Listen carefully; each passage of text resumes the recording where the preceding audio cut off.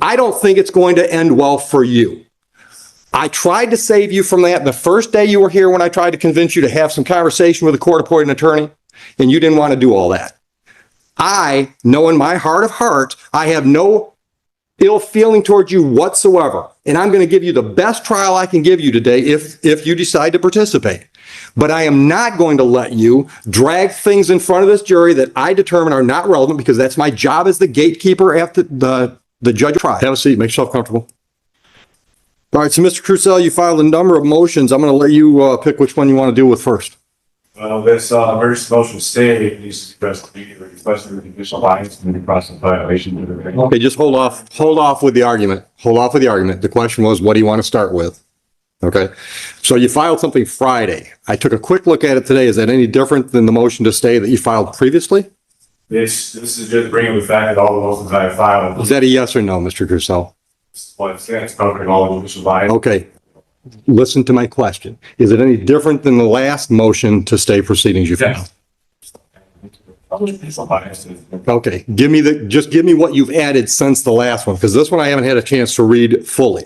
The first one I read fully. I just have the same straight face on you. Didn't give a shit about what I had to say. Okay, hold on. Listen, Mr. Crucell, this is going to be a very long day for you if you don't listen to my questions and answer my questions. That was in the original motion to stay proceedings. I've asked you to give me whatever's new in this motion. New stuff covers just agreeing telling me to sue the Secretary of State rather than addressing the due process violations in my case. Okay, stop right there. How does that lead to why this should be stopped today? All of this is stemming from where all of this should have been stopped a while ago. That's not the way it works. Mr. Crucell, hold on. Okay. That's the last time you're going to interrupt me today without a contempt of court charge. Is that clear? Your Honor. Is that clear? Constitution against me this entire time. No one has made her answer. One more word, and it's contempt of court. It's $100 a contempt, and if I get totally fed up with it, then I'm putting you in jail. Okay? Just because she and I happen to agree on the law as it applies to your case doesn't mean we're in collusion. It's possible that you're wrong. At least accept the possibility that she and I have the same opinion about something. That doesn't mean we're colluding. You understand that concept? Do you understand that concept? You're supposed to be impartial. I am impartial. I've been trying to save you. Just because I agree with the prosecutor doesn't mean I'm against you. It just means I agree with the prosecutor. So it means if you're agreeing with that, that means you guys are lying against us. So that means in any case, when I buy the arguments from one side, that means I'm colluding against the other. You're agreeing. Yes or no, Mr. Crucell? No, you have to answer my question. Contempt number one, $100. Answer my question. Every time I rule in favor of one side, does that mean I'm colluding against the other? Yes or no?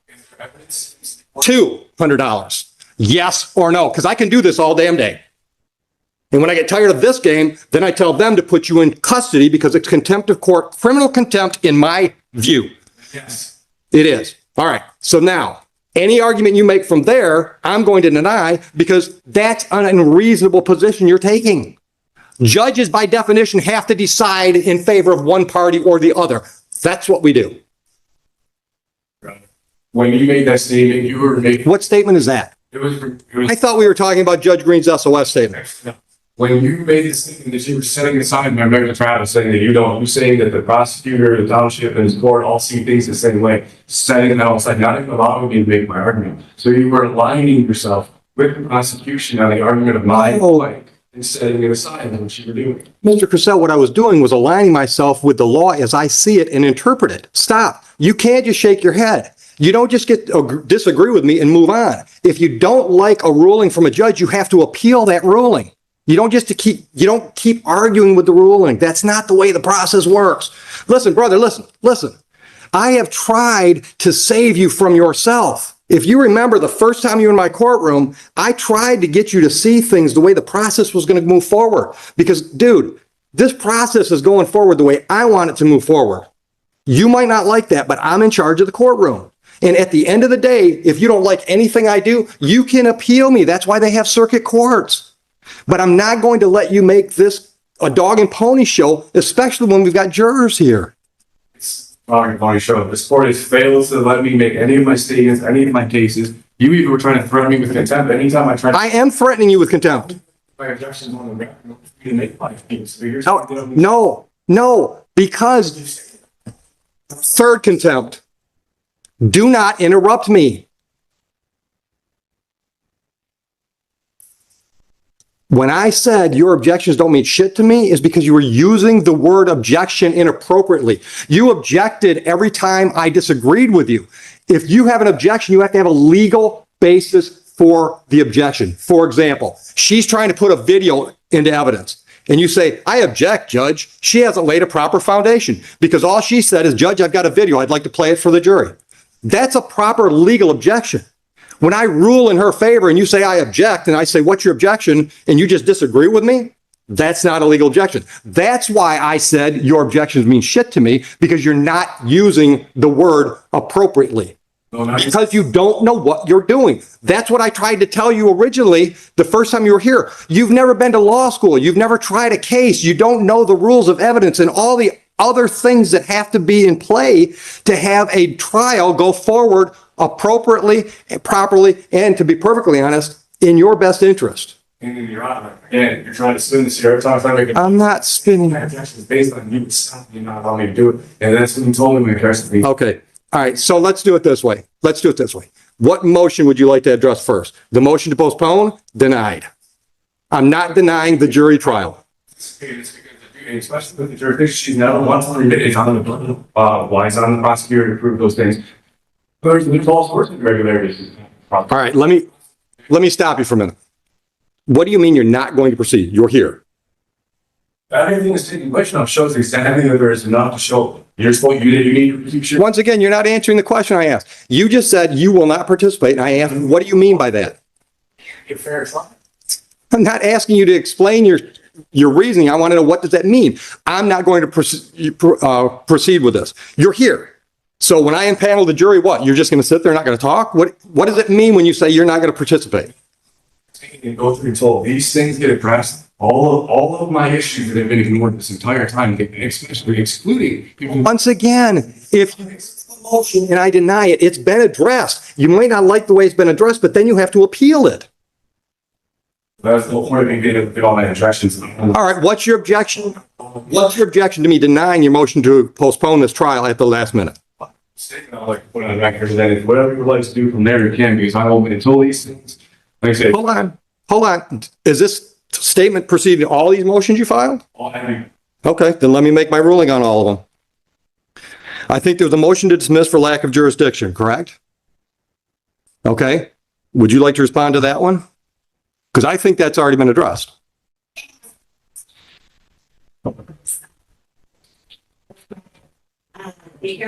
Please arrested Mr. Crusoe while he was in Huron Township. 34th District Court has jurisdiction over offenses that occur within the township, both civil and criminal and Did you appeal Judge Green's decision on that motion? I'm prosecuting because I've been in contact with the appeals. Okay, so there's no appeal filed yet, correct? Getting all involved. I'll take that as a yes. There's no appeal filed. That motion is denied then. She made the ruling. You don't get to ask me to make the same ruling. Once again, don't interrupt me because I can go to 4 real quick. Judge Green, a judge in this court, ruled on that exact motion and denied your motion. That motion has not yet been appealed, and it certainly doesn't get appealed to me. Is that clear? Yes. Thank you. Next motion. Motion to... The judge can't just come in here and say that there's. Yes, the judge can. Listen to me. Then appeal her to circuit court. A judge made a ruling. You don't get to keep arguing that same motion. All she said was that Judge Martin was setting aside and that I should go sue the Secretary of State. The things that she's claiming and saying were never said to me. And I have all the recordings and they're submitted to the court. These things were never said to me. And then she comes here and makes these accusations and saying that the judge said this, judge said that. Fine. Then I'll say the same. I'll say the same thing to you. Listen to me. Here on your motion to dismiss for lack of jurisdiction, denied. By me, you can appeal me. Because the reason she stated, the Township of Huron issued you a citation. This court has jurisdiction over citations issued by the Township of Huron. So for that reason, I'm prepared to move forward and adjudicate that citation. Is that clear enough so you can appeal my decision? Fine. Okay. Next one up is motion to reconsider for bias and judicial misconduct. Denied. Would you like me to clarify that in any way? Yes, absolutely. Okay. All the reasons that I've stated, there's. Okay. Then guess what? The Court of Appeals can overturn me because I'm not biased to you. You might not like the way I talk to you. You might not like the things I say to you, but I'm not biased against you. Believe it or not, brother, I would like to save you from what's going to happen today. I really would. Because here's my dude, let me talk. You have turned what should be a fairly minor misdemeanor and civil infraction situation into a huge mess. I don't think it's going to end well for you. I tried to save you from that the first day you were here when I tried to convince you to have some conversation with a court-appointed attorney, and you didn't want to do all that.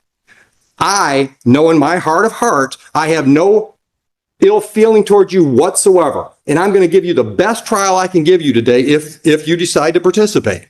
But I am not going to let you drag things in front of this jury that I determine are not relevant because that's my job as the gatekeeper after the judge over the trial. I'm not going to let you get into a bunch of arguments that I think are just going to cloud issues if I don't think they're relevant. That's my job as the judge. Not because I don't like Mr. Crucell. It's because my job as a judge is to run this trial efficiently and effectively.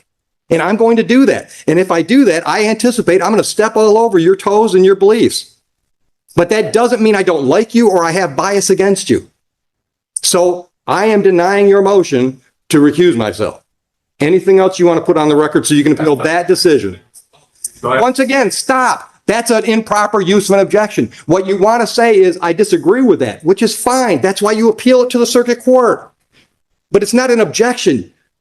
What's your legal objection to my ruling? That's not a legal objection to a ruling. That's not a legal objection. So that's two motions down. The next one is motion for relief from judgment. I'm assuming that's Judge Martin's decision to set aside your defaults. All right. Do you really want me to grant that motion? Because if I grant your motion, that means the default that was set aside, defaults that were set aside are reinstated. Is that really what you want today? Well, listen, the thing is what I'm saying. Mr. Purcell, yes or no? You filed a motion asking me to set aside a decision that was made. Do you really want me to set that decision aside? Because that means those civil infractions are then in default and they're done. Is that a yes or no? Yes or no? Do you want me to set aside those do you want me to set aside the default set-asides? Do you want me to reinstate those default judgments? Then I'll deny that motion. All right. You filed something called Notice of Constitutional Rights, which I didn't see anything where it required me to make any decisions or anything else. You're just letting me know that you're standing on the Constitution? So am I. All right. The emergency stay we dealt with. You also file an affidavit of non-consent. You didn't need to file paperwork for me to know you didn't consent with the proceedings, but I got the message there. Was that the only message I was supposed to get out of that document? Essentially, yeah. Okay. Okay. I don't need a preachy moment. I just want to make sure I wasn't supposed to get anything else out of that affidavit other than you don't like the process that we're involved in. Next thing I had on my list was affidavit of non-consent, motion for judicial notice. What does that, judicial notice of what? Certain terms that this prosecutor keeps trying to use and apply in this case that are not the lawful terminology being used. Okay. For example? You use motor vehicle. Okay. Motor vehicle's pretty much a term of art in our business. Law differences between how it's being used. Absolutely. Well, then you can make those arguments. But you can't tell her she can't use that phrase. Yeah, but I'm not the trier of fact. So if you want to make an argument to the jury that her use of the term motor vehicle is improper, you can make that argument.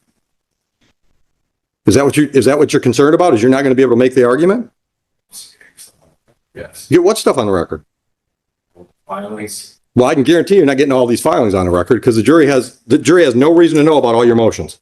All of this has to go, all of everything's taking place. All No. Exactly. No, that's not the way it works, Mr. Cazell. No, Mr. Cazell. All right, listen, brother, listen. You don't get to tell me what my job is. I've been doing it for 25 years. Listen, listen. Well, then that's why they have appellate courts for the fourth or fifth time. I decide what this jury gets to see today. I decide. That is, by definition, the role of the judge at a jury trial. I get to decide what goes in front of that jury. If you don't like the decisions I make, you appeal those decisions. That's the way it works. What this jury has to decide today is whether or not you violated the township ordinance on that date. Hold on. None of these legal arguments about whether or not I should recuse myself or whether or not you notice me up for constitutional rights, none of that has to go to that jury. And none of it's going to. And that's why I should have tried and I emergency stop the motion to stop this. I already ruled on that. Certain back, acknowledge my motions for my next travel. Nothing to do. Once again, I'm not trying to, I'm doing my function as a gatekeeper for a jury trial. I'm deciding what's relevant and what's not. And you can disagree with me that all day long.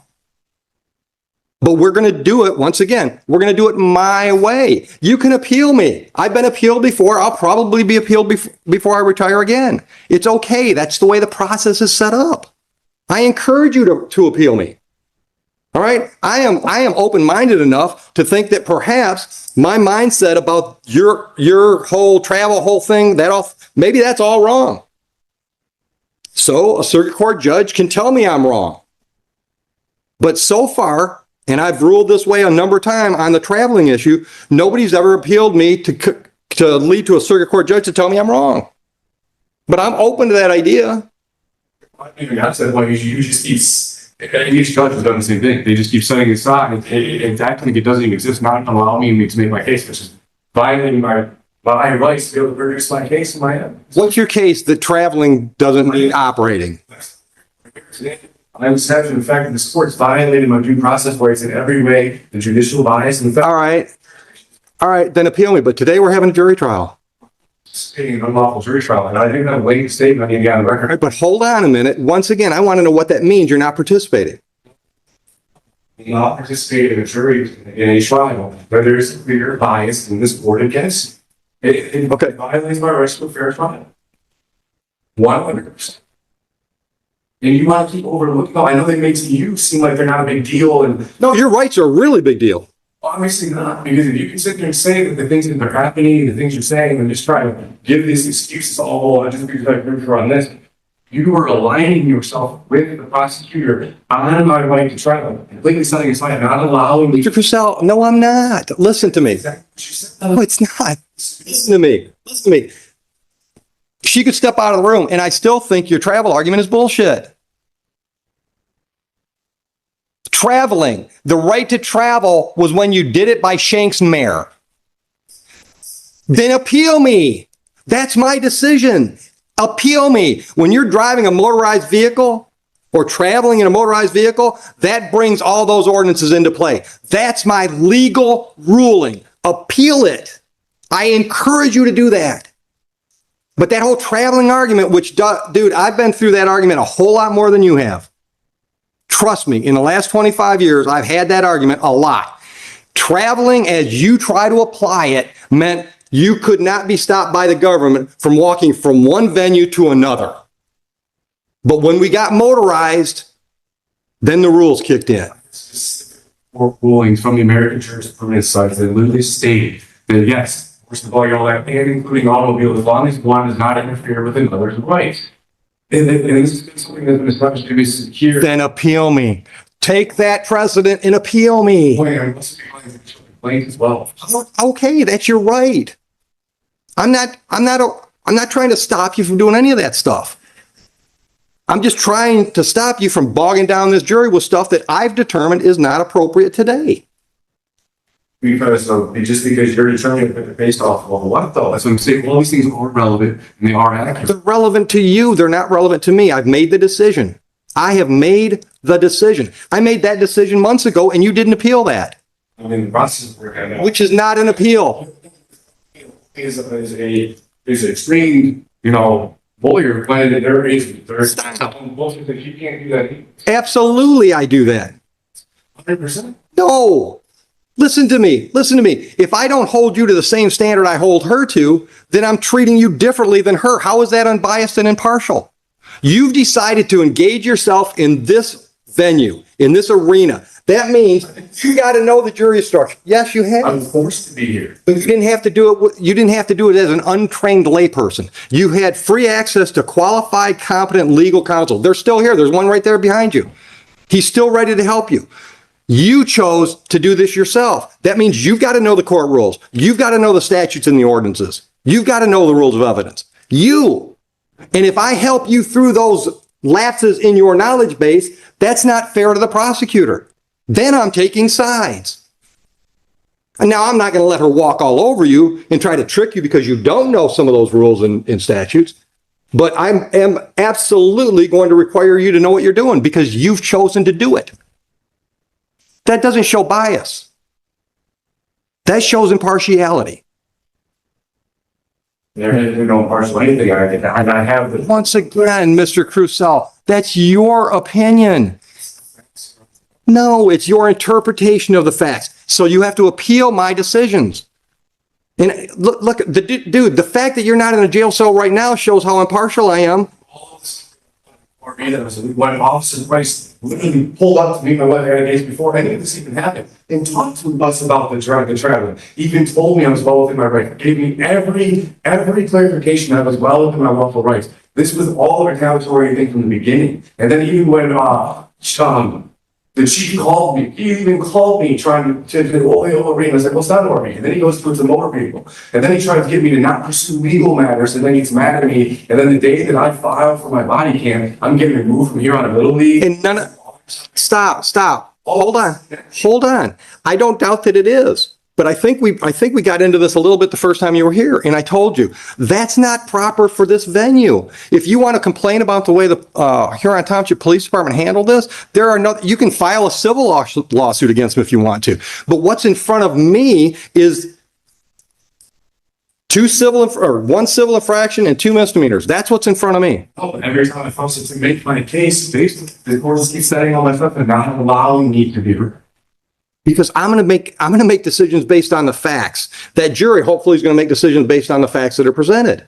How can there be facts if this court continues to not allow me to get my facts? Because the facts you want to get into, what facts do you want to get into? The chief had some conversation with you? It's not even just that. I mean, well, yeah, regardless, I have all of that to cover too. The fact that my offense, based off what I was doing, I didn't have to produce any of that. It just keeps all just thrown aside. Every single and just not even trying to acknowledge any of it. So hold on. I don't understand. Hold on. You want to be able to testify to this jury? No, that's not. I'm not testifying to you. That's what I'm saying. It's the amount of traditional bias in this case. I'm done hearing about bias. You need to appeal me. I don't feel I have bias. Well, I don't feel that I would have a fair trial here with everything that's been taking place, why I filed policy, why I did. And I've denied all these things. Well, of course you can deny it. Again, showing them again that this. Once again, Mr. Crusoe, just because I disagree with you doesn't mean I'm biased against you. Maybe I just think you're wrong. Is it possible we could have a difference of opinion? Tina Green told me that she was just not announcing myself because the Secretary of State will make sure I do this isn't a big deal. I'm showing. I'm not going to. It's no impartial sport here. I've never brought a Secretary of State, have I? So this is where this all stems from. These are the things I've been trying to get noticed. This and talked about this. What do you want getting noticed that we're not getting noticed? The fact that this is collusion and judicial bias. It is not collusion. What? All right, listen. What are you going to do today? Because I'm ready to bring the jury, and I've denied all. Stop! I've denied all your motions. I'm ready to set the trial. Are you not going to be here? Again, Your Honor, hasn't established nothing is even put in here, right? And especially regarding the jurisdiction stuff. Once again, we're at $300 now. We're going to $400. I'm going to ask you the question again. I'm ready to call the jury. Are you going to leave? There's no way there can be a fair trial here. That didn't answer my question.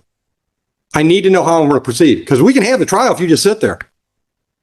I'll just tell the jury you've decided to represent yourself and you might not say anything today. So that's the way you want to go with the trial. Dude, so he's against that. Okay. And that everything is on the record. Okay. Okay. No, let's, on the record as you feel they should be. I brought sites that, I left the sites at home and bring up the person's jurisdiction. And hold on, once again, I want to just, because he just walked in the room, once again, I want to let you know, there's a very competent, experienced legal attorney here, defense attorney here, that's more than willing to help you with this if you want his help. Well, the sport actually, who was supposed to be. And that ain't gonna happen.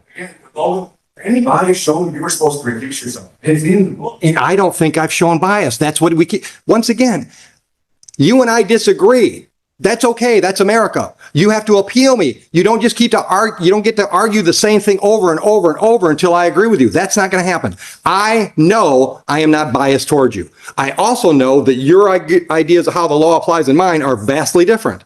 But because I'm in the black robe and I'm in charge of this trial today, my ruling stands until a circuit court judge or some higher court tells me I'm wrong.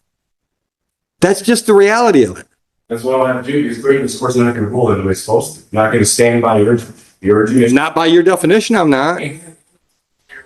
Secretary of State, Attorney General, and sent to you. I've never heard anything. I don't even know if you're lawfully allowed to concede it. You can say that again. It's been proven on the record.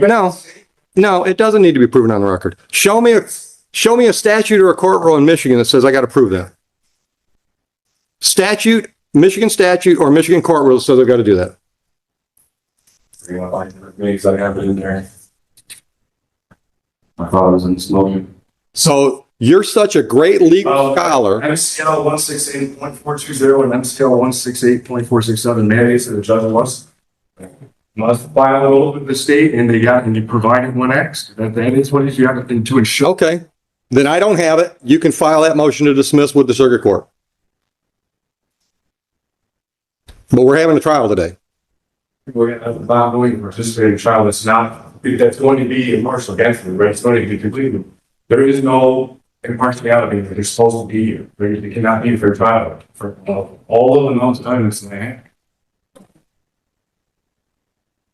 Okay. Anything else you want to put on the record before I call the jury in? Yeah, lengthy statement I would love to put on the record before we get. How lengthy? Minutes. Go ahead.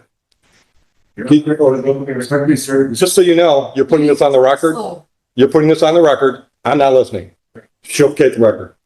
Your Honor, Judge Oakley, respectfully, sir, this court has failed to motions by files of the case. Yeah, well, down so she can make. Thank you. I respectfully, sir, this court has failed to address the critical motions I filed in this case, including a motion to dismiss for lack of jurisdiction, a motion to recuse for bias, and a motion for relief from judgment. These motions have raised significant concerns about the court's jurisdiction, judicial bias, and violations of due process under both the Michigan Constitution and the U.S. Constitution, particularly the 5th and 14th Amendments. I have also submitted affidavits and motions, including an affidavit of truth and an affidavit of rebuttal regarding the traffic stop by Officer Merrill, which is connected to this case on August 21st, 2023. Citation number 24HR-101-430, which this court also ignored. These documents directly challenge the jurisdiction of the state in this court, and failure to address them constitute a violation of due process rights. Additionally, I have filed an affidavit of not consent, a motion for judicial notice, a motion for clarification of accuser, none of which may be outside the court. In Marbury v. Madison 5 U.S. 137, the U.S. Supreme Court clearly established that any law repugnant to the Constitution is void. I believe the action or lack thereof of the court violate fundamental constitutional principles. In Murdoch v. Pennsylvania 319 U.S. 105, the court reaffirmed that no state may impose fees or penalties for exercising a constitutional right.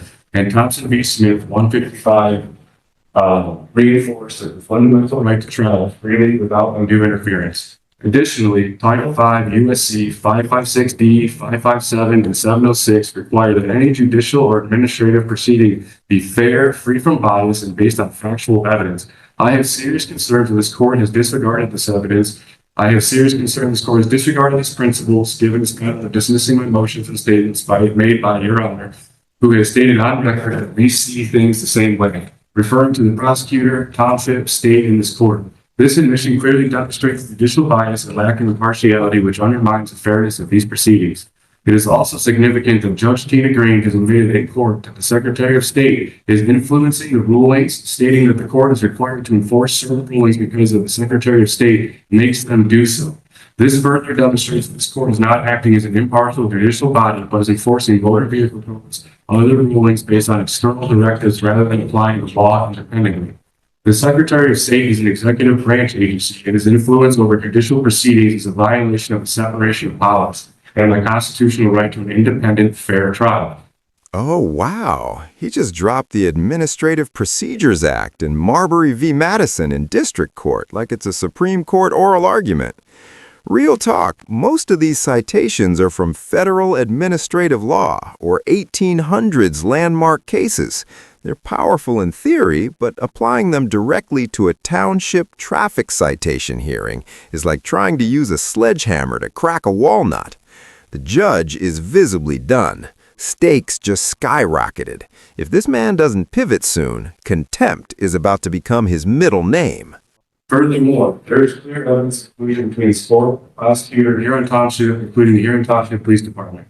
I have submitted body cam footage highlighting violations of department policies by several officers, including Officer Merrill, Officer Syside, Officer Smith, and Chief Everett Robbins. These violations occurred even after Sergeant Price confirmed that my activities were lawful. Yet this court continues to overlook these crucial facts. Officer Merrill's traffic stops of both myself and my wife are connected to the ongoing retaliation against me and my family, which has compounded the bias and misconduct in this case.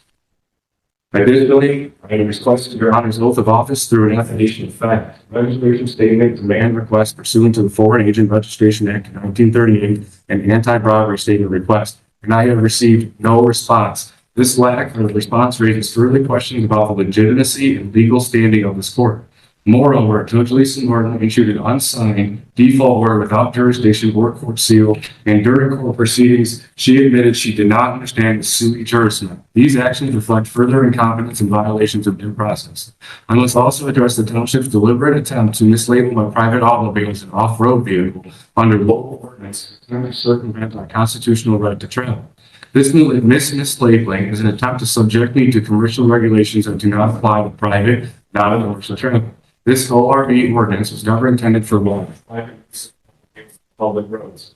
Under the Clearfield Trust Code, United States 318 U.S. 363, when government entities operate in a commercial capacity, they lose sovereign immunity and are subject to the same legal standards as private corporations.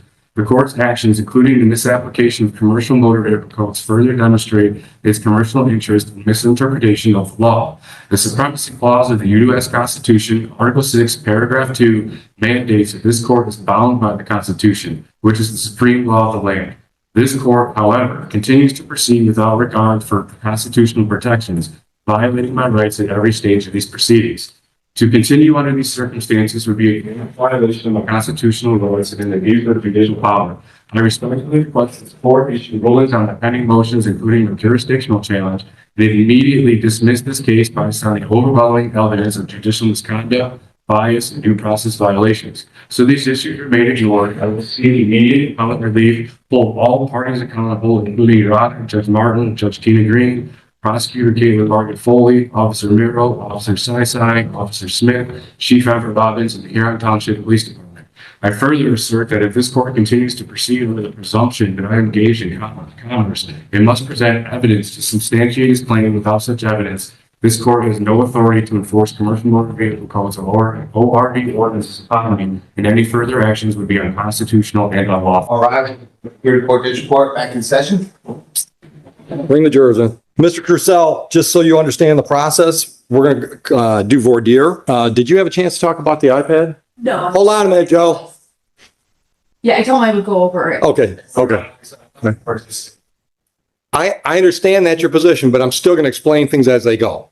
All right. I mean, I just want you to understand what's going on. So if you decide you want to jump in, you'll know where you're at. Understood? I'm not trying to talk you into participating. I'm just letting you know what's happening. I'm going to explain things as we go for you and them. You got that? I suppose I don't understand why I need to sit here and use my time for an phone. Because if you leave, I'm going to ask you a bench warrant and you're still going to have to deal with this down the road. At least this way, listen. Here, one of two things can happen today if we have the trial. Either they find you not guilty and you're done, then you can file all your grievances and stuff, or they find you guilty and you're just filing one more appeal. instead of wasting everyone's time, maybe. You've already wasted their time because they're all here. They're all here. Well, that's why I filed these things weeks ago. These things should have been addressed before this process even took place. There's a scheduling issue that takes place too. So But hold on. Hold on. Don't interrupt. You didn't appeal the last round of decisions. You didn't appeal the decision you didn't like from Judge Martin. You didn't appeal the decision you didn't like from Judge Green. And you didn't appeal the decision you didn't like from me last time you were here.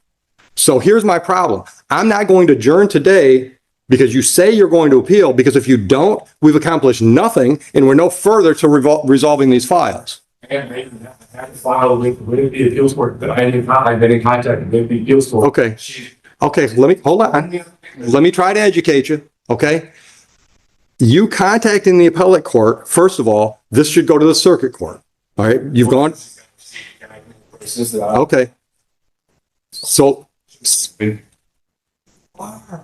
I didn't choose for you to be here, but you're here, okay? So we have to get through it, all right? So the way it works is you don't just talk to them about an appeal, you actually file and perfect an appeal, but you didn't perfect the appeal. So there is no appeal. You started the process, but there is no appeal. So, we're going to go forward today. The only question is, are you going to be in the chair or not? No, and again, if you were preventable, I'll have to stay bottom one, correct? Depending on what I set the bench warrant at. It can be whatever I want it to be. Once again, but see, you think that's bias, right? And that's me explaining to you the way the process works. I could set a $10,000 cash bail on this. And until a circuit court judge tells me that's got to be set aside, it's the bail. That's the bond I set if I set it. Because here's the thing. And I'm trying to, listen, dude, I'm trying to get you to see I've got a job to do. It's got nothing to do with you personally. All right, you keep bringing this, I'm having so much trouble getting through to you. I'm thinking the next step is a competency exam. So that fact that she told me that on the record in front of her, and in all the things that she's saying, the judge said, she never said that on the record. I have the record submitted. So once again, told me she wasn't doing this because of the Secretary of State. then appeal Judge Green's decision. I've told you that at least 5 times today. If a district court judge makes a decision you don't like, you appeal it to the circuit court. You don't just keep arguing again. Separation of powers allegation unlocked. He's basically arguing the Secretary of State is secretly puppeteering district judges. That's bold. In reality, courts routinely enforce Secretary of State driver status rules because state law literally requires it. MCL 257.309, 257.310, etc. But emotionally, this feels like the moment he crossed from zealous defense into full conspiracy territory. Audience, would you keep pushing this line in front of a judge who's already dropped 3 contempt warnings? That doesn't get you any further along. So if you don't participate today, if you just sit there, that's fine. We'll have a trial. You can jump in if you want to. You don't have to. I mean, in any criminal trial, the defendant doesn't have to do anything. But at each step of the game, I'm going to let you know what your options are. So for example, when we do voir dire, I'm going to ask questions of the prospective jurors. She's going to ask questions of the prospective jurors. You can ask if you want to. You don't have to. All right. When it's time to pick the jury, she has a certain number of challenges she can use. So do you. You don't have to exercise those challenges, but that's the way we pick the jury. Do you understand that process? I've been trying to get all this stuff established with the courts and contingency. And I still have evidence that I'm trying to get from the township that they're using lead codes for that, which they did with the policy information that I tabled and got them to give me the policy because they were trying to do things on. Okay, stop right there. Hold on. Stop right there. Stop right there. That's something new evidence you're waiting for. What are you waiting for? This is where I haven't got it to even get to. No. Tell me what it is. What Evidence that was that I requested from FOIA's in the very beginning with my bottle camera. No. But what is it? You're looking for some records, some ordinances? Part of the traffic comments and things that were put in there that Hold on. In where? in the comment. You don't have police reports? Well, I do, but I found out that they withheld certain documents that when I filed my FOIA, they didn't give to me. And then upon doing more, filing for more stuff, I uncovered that they withheld certain documents. That are in the whole thing. Hold on, let me hear what you just say. Just hold on. Go ahead. Do you have any idea what he's talking about? He's bringing things from the staff and reading notes and, You mean like the officer's personal notes? Had notes. and, for example, body on camera where they're sitting in their patrol car and the computer's on. Those are all main material that can't be discoverable. It can't be shared with people outside those that are, have the security clearance to observe or handle the material. So that's what he's referring to. Okay. That's not what I'm referring to. The notes on the computers and stuff, that's not what there's even stuff that was in the body cam that when they were talking to the chief, that they purposely redacted out of the conversations, and the notes that that are completely all redacted, has nothing to do with computers, it has nothing to do with personal information and names or addresses. There were things that were stated in conversations that were taking place in these notes. Let me stop you. During the traffic stop? I found out that they withheld this when they should have given it to me in the very beginning with my FOIA for everything that's involved in my traffic stop. They didn't. Okay, hold on. I'm trying to clarify. Are you talking about like, I don't want to say this. Personal comments between two or more individuals? No, not versus boundaries. It was stuff that's logged through the traffic stop. Like, No, stop. But I got to understand what you mean. Logged through the traffic stop. You mean it showed up on camera and then they edited the camera? Yeah. Or edited the recording? as well. And there was no clear reasons why. Every time I try to get reasons to why they did it, what it's next, because they're supposed to label why it is. I haven't got anything. And then it's in the comments sections of like what was going on. Hold on. Comments on the incident report? It's not the incident report. It was through the, while the traffic stop was taking place, stuff that was being entered through, like, I can't remember exactly what the paperwork is I am. Like I said, I'm in the process of getting that all. I had appealed it to the supervisor, and then he vaguely gave, just cited statutes and codes, but he was supposed to tell me how and why I didn't even see the applies to the lead sections, which are failing to do because same thing with. All right, so hold on. So what I'm hearing, I want you to confirm whether or not I'm hearing it correctly. I think what you just said was those comments section things that you want, they're telling you that's all lien stuff and it's protected. Yeah, it's like, but I have other. Hold on. Is that a yes? That's what they're telling you? Essentially. Okay. So, and part of this, I had a whole thing of paper I got from them. They didn't do it in any of the other ones. Only. Hold on. Other one what? Because there have been several reports, several times the cops came out of their house, and we were told, well, this has been going on for all of the year, probably why it's even happened. Okay. So I filed every cop that had been there, all the reports, anything to do with anything that I could get that was access to me. And then that's how I found out that these other reports weren't released to me. And then in my life traffic stop, they did the same thing. Everything to do with that entire traffic stop is all completely redacted. But yeah, the other stuff is all open. Redacted from, The whole page is just black. hold on. Redacted from the incident report? Yeah, from the incident. The paper report that you received? Yeah, exactly. Okay. With no justification involved. So why any of these things are redacted, I keep trying to, and how they did it with the policy. I tried to get the policy 3 separate times to the department, and then they cite these lien codes for names and addresses and stuff, which I understand there's certain stuff. What policy? The policy conduct for officer conduct and how the officer is supposed to operate themselves, right? So they denied several times, stating the same lien codes are trying to use all these redactions now. So I appealed it to the township supervisor, and he released all of my information. And it showed that the policy showed that these officers violated the policy and Okay, hold on. Stop.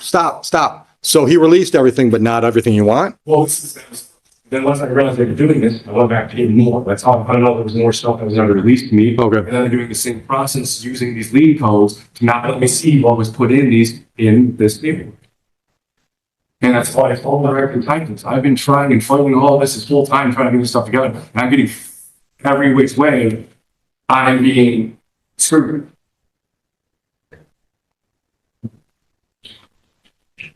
He's raising issues that concern me. Because now we're talking about discovery requests that are being partially fulfilled. As you can see, as anticipated with this stop, he does have the incident report. He does have body on camera for 4 officers in car, dash cam, what have you. He also personally took a video. I don't have it. There was no mutual discovery. He elected to use the FOIA route to take all this information. What he's referring to again is the CAD information where there is no material. None of that affects what the substance of the incident report or the body worn camera or anything of that effect. He's also talking about incidents that I think they were probably about the township attorney is dealing with it as opposed to the township prosecutor. There's probably about 20 different contacts that he has sought FOIAs through. So it's not just this incident. And what I suspect he's talking about where police may have came to his house or like a traffic stop or speeding ticket, there are no incident reports. Those are CAD notes. So that's probably why those are blacked out as opposed to this incident where a misdemeanor was attached and an incident report had to have been written. Okay.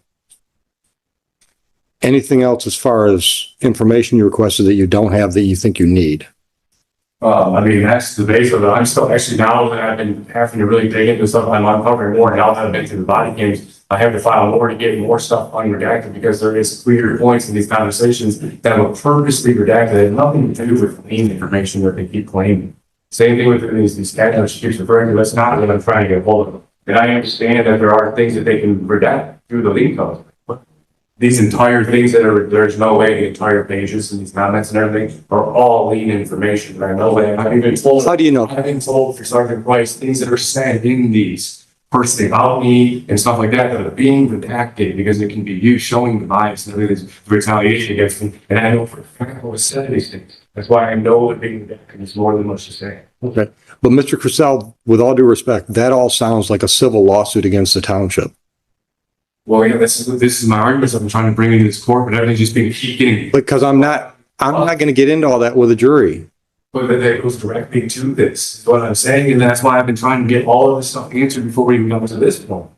I'm not going to let you get into all that with a jury. It's going to be confusing. We're going to go down rabbit holes. That's why what's because I need to be able to present my case to fair. So this case goes back to February. We set this trial 2 months ago.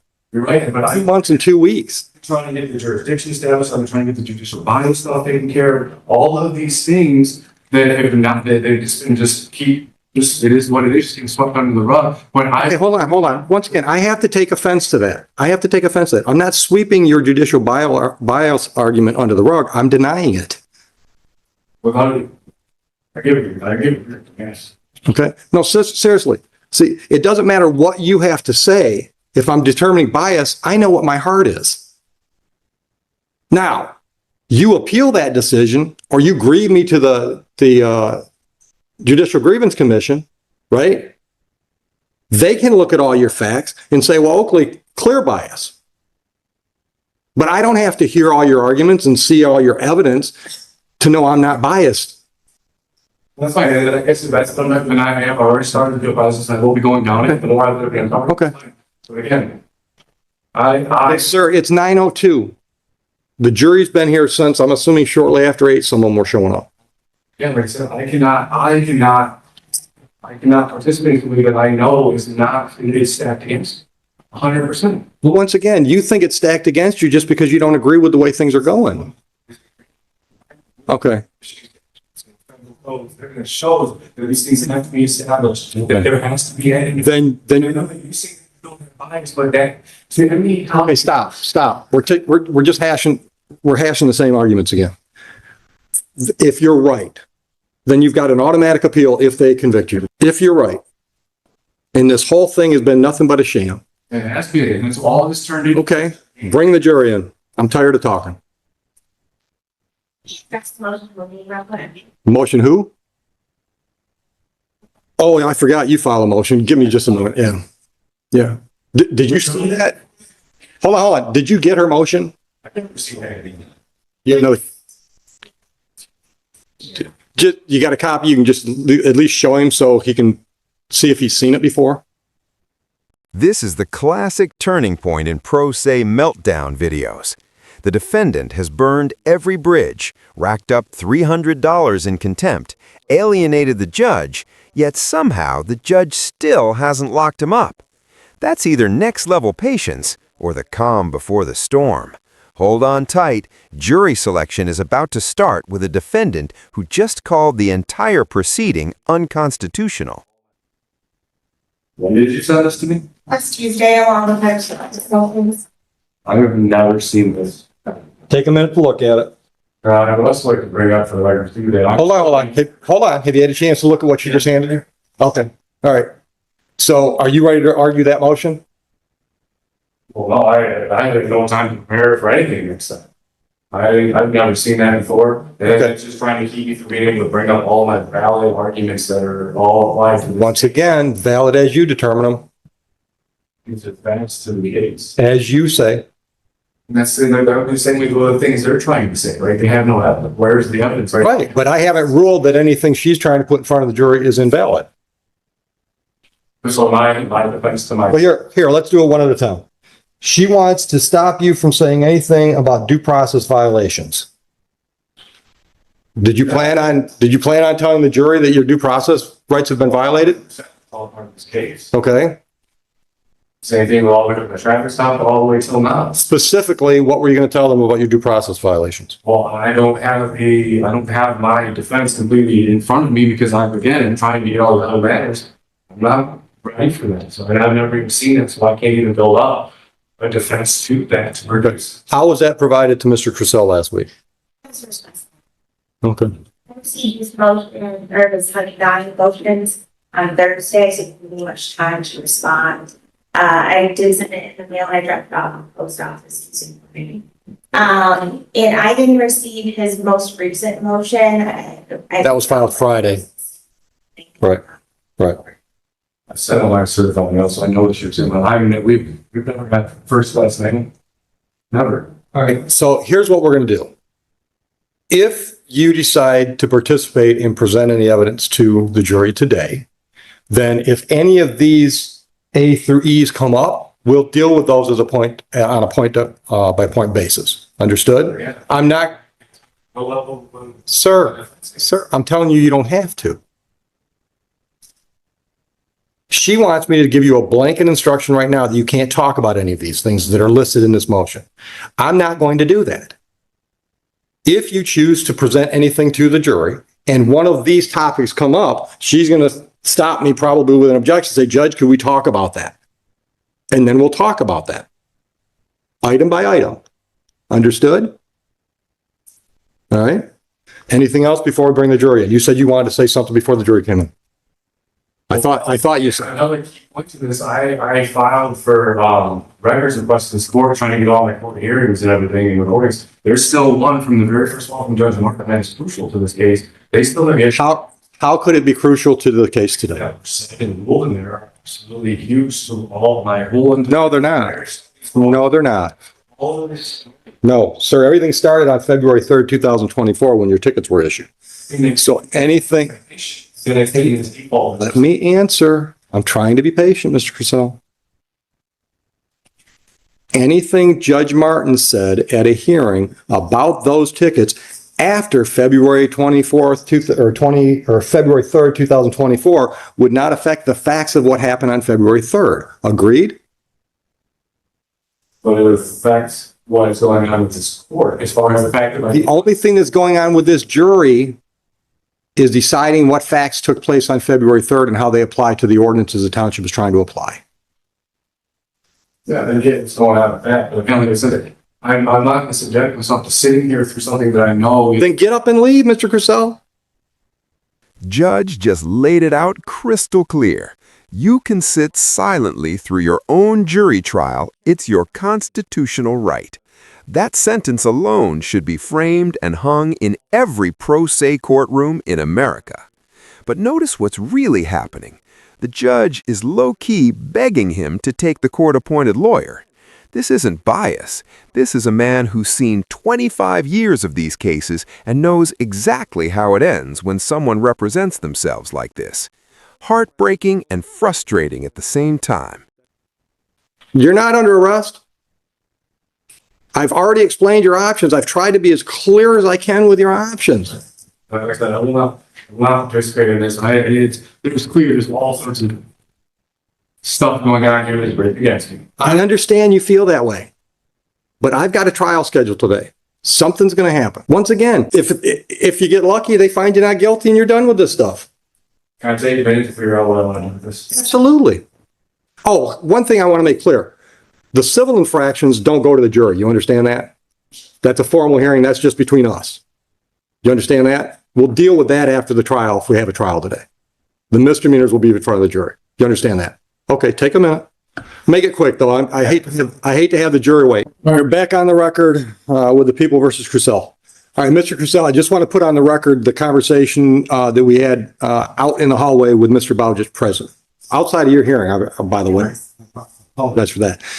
But I filled you in. So you've agreed you're going to pay your $300 contempt charge. I put that in air quotes. I'm going to apply that towards the cost to pay this jury panel for being here today. Agreed? In exchange, we're going to pick a date, hopefully in the next 2 minutes. We're going to pick a date, put this back on our calendar down the road to give you plenty of chance to perfect your appeals, whatever you want to appeal. Agreed? Okay. All right, you can sit down. Okay. Now, but I have to say some other things. All right. Before I took the bench, I did a lot of court-appointed work. All right. So I know that a lot of times when a defense attorney's talking to their client, they've got to get over a mental hurdle because a lot of people in a situation where the court's provided the attorney, they think the attorney's not working for them, the attorney's working for the court. So I want to make sure you understand how this works. Mr. Bowditch, although we've worked together for years, he doesn't work for me. Really, he doesn't even work at my pleasure. I suppose if all 3 judges in this court told the Michigan Indigent Defense Council Regional that he works for that we just don't want this guy in our courtroom anymore because he's just incompetent or whatever, they'd probably put him somewhere else. But other than something drastic like that, he's not here because I'm paying him and I've requested him. You understand that? Okay. His job, his client is MIDC. And I say his client because they pay him, but he's paid to represent folks in district court that don't have their own attorney. I just want to make sure you understand when he's giving you advice, he's not telling you what he thinks is best for me. He's telling you what he thinks is best for you. Okay? Now, the other thing, I'm assuming he brought my offer out to you. Listen, if you want to get into all those arguments that you've referenced today and the last time you were here, I'll give you that. I mean, I'll look at all the stuff you've got on the traveling argument, everything else, because what I told you earlier is I've got an open mind. Okay? I don't think in my heart of hearts you can convince me that your argument on traveling is a valid one, but I'll listen to everything you've got to tell me on that and every other issue. I mean, I'll give you an entire day set aside for a trial to do all that, but not with a jury. All right? So I want you to know that's an option. I'd like, and if you need to have some conversation with your family or Mr. Bowditch, I'd like a decision on that today because when you walk out here, I'd like to have a date on the calendar for either a bench trial or a jury trial. Okay? And I hope, based on my earlier conversations, you understand why I can be much more free and easy about what I let in when it's just me making the decisions than it is with a bunch of jurors. All right, Bowditch, go ahead. We actually, during this, now, Mr. Purcell and I have had a conversation. I think we could streamline this case quite a bit. Could we set another motion date? It's nothing that's been covered. We covered new ground. Okay. This would be a simple motion, with his understanding, it's yes, no. And then if we need to proceed to a bench trial, we would. How far down the road? Well, it depends on how long his discovery is going to take, if there's anything even possible to be retrieved. But I still need a month or so. Probably a month is too tight. This talking. Well, that's in the process. I've already appealed to the conference. Now I'm in the process. Okay, hold on.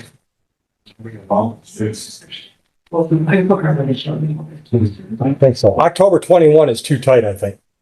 October 21, I think is too tight. Time frame wise, you want to go into the next month? We can, Your Honor, it's up to the courts. I have no idea how that process is going to work, so I don't know. Yeah, I mean, I'm more time. With what the court's done today and asking more favors. No, you're not asking a favor. We're just scheduling a date. Do you do What is it? that's a Monday before Tuesday? Yeah, that'll be We're safe. open that day. That'll be safe. If Caitlin is Do you have, an opening on Monday, the 25th? You're not scheduled. of November. Just for a motion. This is just a motion hearing. We're not gonna take testimony. Okay. As long as you're not, no, Don't- you don't have them that month, Leslie. So that'll work? What's the date? 9 a.m., the 25th of November? It's the Monday before Thanksgiving. Nobody's got travel plans? Motion date. Okay. So I think what I'm hearing is you think that will either be dispositive or we'll set a trial date that day. Yes, Your Honor, or we'll resolve. Okay, all right. Okay. I didn't ask. Can you pay the $300 today? Okay. And I implore you, keep talking to him. Keep talking to him. All right. Anything else? All right. We're adjourned. Yeah, go ahead. Officers are here and you guys are ready to testify if you want. Understood. And you can give them my apologies. Put it all on me. So your civil infractions, we're just kicking those down the road. Understood? Okay. Or I keep saying infractions. It's 2 misdemeanors, 1 civil infraction. All right. Okay, so everything's adjourned. I'll make a note in the file so the cashier knows what to do with your $300. Did we set that at 8:30 or 9? You said no. We set it at 9, but if he's always here early, she'll probably be here early. So get here early. We might get it done with. You're not late if you're not here before 9, but just telling you. Okay, we'll get your notice. You're good to go. That you're on the cashier, correct? Yeah, money, you got this on the Thank you, Your Honor. Thank you, Mr. Bowditch. I appreciate the efforts. All right. Caitlin, enjoy your Monday. And there you have it, one of the most intense courtroom confrontations you'll ever witness, where a defendant's refusal to accept the legal process nearly derailed his entire case. Let's break down everything that just happened, because this case is a perfect example of what happens when someone genuinely believes the system is corrupt, and a judge who's willing to bend over backwards to give him every possible chance. Mr. Cresswell walked into that courtroom facing 2 misdemeanors and 1 civil infraction stemming from a traffic stop on February 3rd, 2024. Okay, pause. This is actually the first semi-legitimate point he's raised in the last 20 minutes. If exculpatory or impeachment material is being improperly redacted under lien rules, that could matter. But here's the brutal legal reality. CAD notes, dispatch comments, and informal officer notes are frequently not discoverable in Michigan District Court misdemeanor cases unless they contain Brady material. He's using FOIA instead of formal discovery. Rookie mistake. Judge is listening, but you can hear the "this belongs in a civil suit" tone loud and clear. But instead of preparing a defense, he spent months filing motion after motion. Motion to dismiss for lack of jurisdiction, motion to recuse the judge for bias, motion to stay proceedings, motion for relief from judgment, affidavit of non-consent, motion for judicial notice. You name it, he filed it. And every single one of them was denied. Why? Because the judge ruled that the court absolutely has jurisdiction over violations that occur within the township. And just because the judge agrees with the prosecutor on legal matters doesn't mean there's collusion or bias. Now let's talk about the travelling argument, because this is where things get really interesting. Mr. Cresswell genuinely believes, that he has a constitutional right to travel in his private vehicle without being subject to motor vehicle laws. He cited Supreme Court cases, argued that the government can't impose regulations on private non-commercial travel, and claimed that the entire case was an attempt to mislabel his private automobile as a commercial motor vehicle. The judge? He's heard this argument countless times over his 25-year career, and he shut it down immediately. He explained that the right to travel historically meant you could walk from one place to another without government interference, but once motorised vehicles entered the picture, regulations kicked in.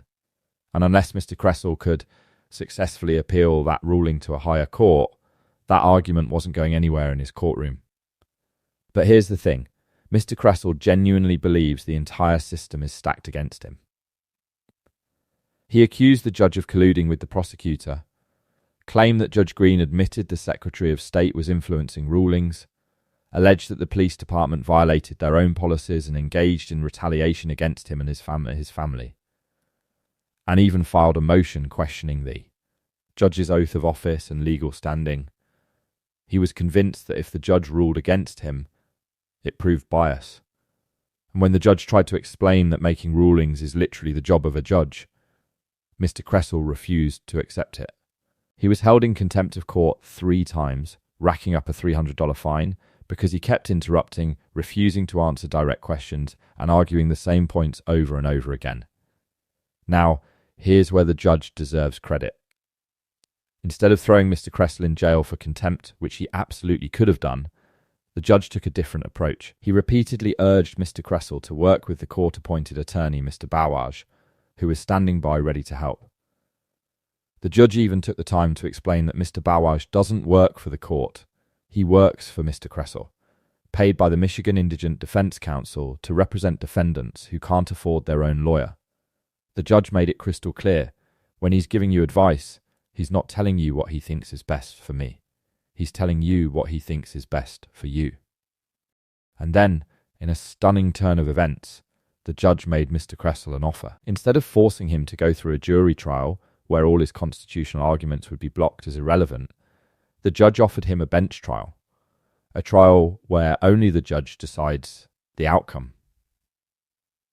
In a bench trial, the judge said he'd be willing to hear all of Mr. Kressel's arguments about jurisdiction, due process violations, the travelling theory, police misconduct, everything. He'd give him an entire day to present his case without a jury.